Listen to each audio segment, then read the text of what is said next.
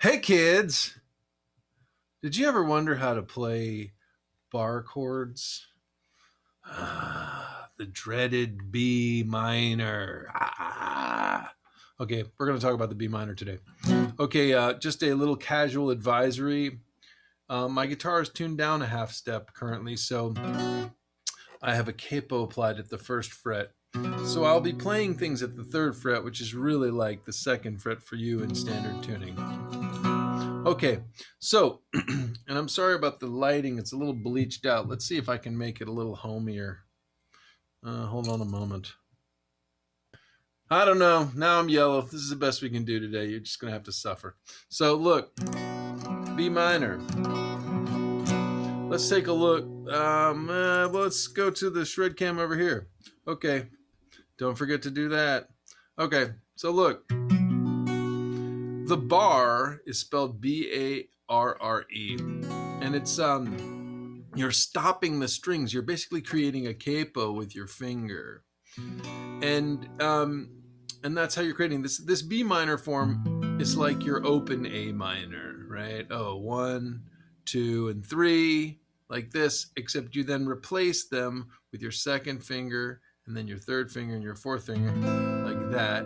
And then you just slide up one fret, and then another fret, and then place the bar. And the trick is getting it so that you can get pressure with your finger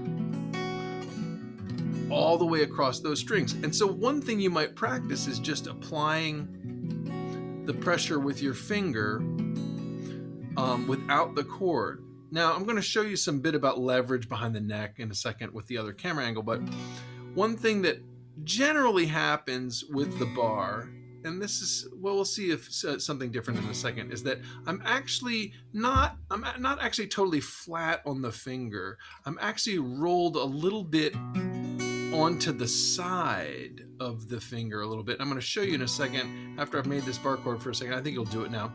In Spanish, in classical guitar literature, when you see the marking for a bar chord, you'll see a C. And the C is short for ceja, with a little cedilla, I think, on the C. C-E-J-A. And what C-E-J-A means in Spanish is eyebrow. So it's not a bar chord, but it's an eyebrow chord. If you're raising your eyebrows now, you're not alone. So look, the reason is that, oh, look, if you look at the side of my finger, it looks like an eyebrow now because it has these little hash marks in it, right? Aren't the Spaniards are so poetic and beautiful. So, and this is my point, is that I'm showing you it's a little bit on the side. It's not just on the flat part of the finger. It's actually more kind of on the side. So you're going to be using the side of your finger to form this little eyebrow. And okay, so now, hey, one thing that I need to point out for you about this is that the easiest way to accomplish this is with the guitar in more classical orientation. It's much harder to do this if you're playing the guitar like in mandolin orientation. It's very much harder on your body to do it this way because your elbow and your whole arm is positioned in a much more awkward fashion. This is a Spanish guitar technique, and it's much easier to accomplish this way. I can use a lot more leverage, and I can use the weight of my arm to push the strings down. So this is the best technique, is the one that makes it the least, or the most efficient, the least effort, and that's what we're looking for. Okay, so now let me show you what I'm doing on the other side of the neck, because what's fairly clear so far is that on this side of the neck, we know we're pushing here on the second string, and then the fourth string and the third string, and then I'm barring across the neck. And then, oh gosh, it's so tiring. I'm squeezing like heck all the time. I get tired playing B minors. Oh, it's so difficult. It is. But here's how to make it easier, because we're looking to make it easier. So let's go and show you the other side of the neck now. Okay, so no, it's a little darker. I can't win with the lighting here. So, hey, look how low my thumb is. I mean, it's darn low. Let's see if I can improve this lighting one more time. All right, we're going to have to improve this situation somehow. But you can see how low my thumb is. And the other thing that you can see from this angle even, and from this angle, is that the thumb is outside where the finger is. It's not directly opposed to the it's not directly opposite the index finger giving direct pressure. It's actually outside and down, because that allows me to twist a little bit to and use a little bit of leverage that way, right? And but mainly, okay, so hold on before I get started on that. So that's one place you can put your thumb. You can try the direct pressure if you like that. It's a slightly bit of harder work because then you're not getting any leverage. And then the other way you can do it, and especially up here, low down on the neck, which is weird because it's closer to the ceiling when you're in classical position, but you can also bring it inside the neck and twist the other way. And probably for this B minor, I might do it this way, is that I'm going to bring it this way, and you can just test the leverage, sort of twist your hand this way and feel what that feels like, and the high E string will bite into your finger a little bit. And then just try the direct pressure, and then just try it outside. And just according to your own body and the shape of, the proportions of your arms to your torso and all these kinds of things, and how high you have the guitar, different things will feel comfortable. But the main thing is that I'm actually mostly using the weight of my elbow to push the strings down, right? I'm mostly, why is that not switching? I do not know. So you can see, let's see if you can see from this angle. Now you can't see because I'm all in the dark. Well, okay. I can't see it. I mean, I can see a little bit. Here you can see it. Is that I'm just using the weight of my arm.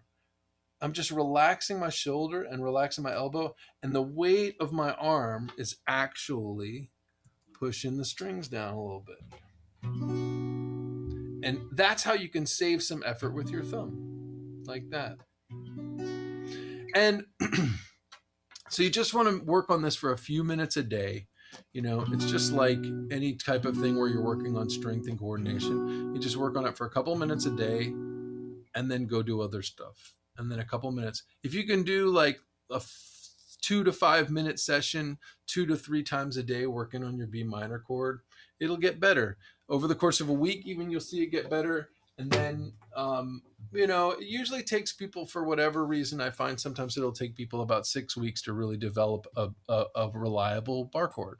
And so you just have to put in a little bit of time, a few times a day, and you'll get it. It'll be great. What would you, if 0% is nothing and 100% is just absolutely pushing down on it, what percentage of force would you say you're putting on barring? Oh, this is a great question. So it's really about figuring out how much force you need without putting too much force. Right. And the way that you do that is, that's a great question. Thank you. So the way that you do that is, so you're here, right?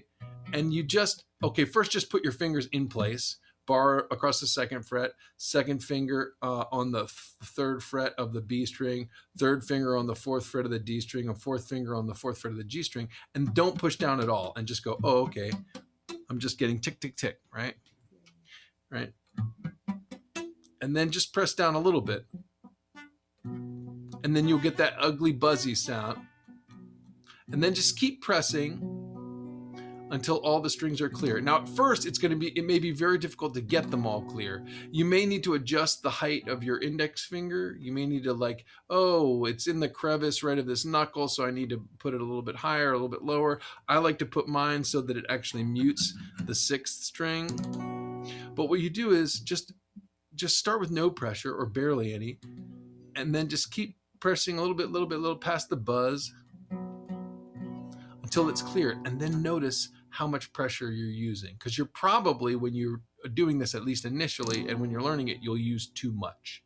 And so once you kind of get it under your hand and can do it, then the next thing to do is to work on this. Oh, let me just put just enough pressure, not too much.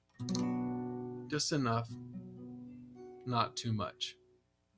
And there's click, click, click. There's buzz, a little more pressure. There's clear. And then I can squeeze even harder than that, but you don't want to. You want to just squeeze just enough. And that's a good way to calibrate it. You just keep loosening,